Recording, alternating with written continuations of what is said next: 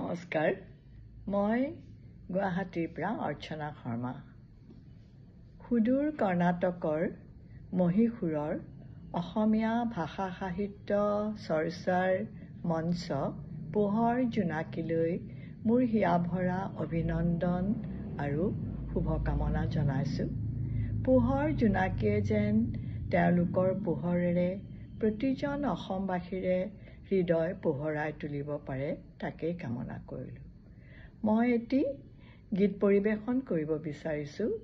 গীতটি মমতা বৰঠাকুৰৰ, আৰু এই গীতটি এটা সময়ত গীতিমালিকাত প্ৰচাৰিত হৈছিল।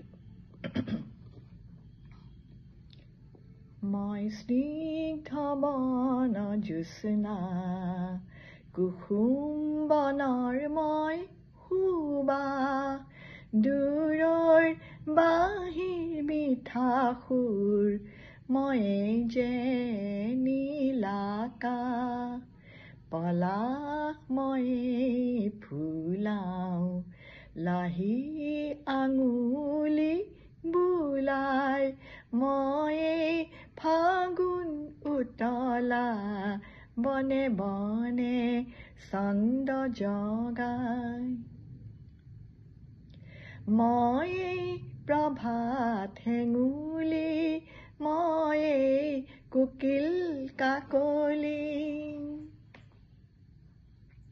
ময়ে প্ৰভাত হেঙুলি ময়ে কোকিল কাকলি, অ মোৰ দৰদী কবি ময়ে শৰৎ শেৱালি, তোমাৰ পটত কবিতাৰ মাজত ময়ে শুৱনি প্ৰকাশ, মই স্নিগ্ধ বন জ্যোৎস্না কুসুম বনৰ মই সুবাস, দূৰৰ বাঁহীৰ মিঠা সুৰ ময়ে যে নীলাকাশ,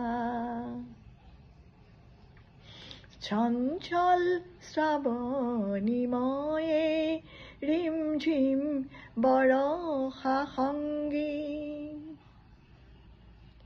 চঞ্চল শ্ৰাৱণী ময়ে ৰিমঝিম বৰষা সংগী, মোৰ নাম বিজুলী লতা জীৱন উতলা ইংগিত, অ মোৰ প্ৰাণৰ দৰদী কবি নহবা নহবা উদাস, মই স্নিগ্ধ বন জ্যোৎস্না কুসুম বনৰ মই সুবাস, দূৰৰ বাঁহীৰ মিঠা সুৰ ময়ে যে নীলাকাশ, পলাশ ময়ে ফুলাও লাহি আঙুলি বোলাই, ময়ে ফাগুন উতলা বনে বনে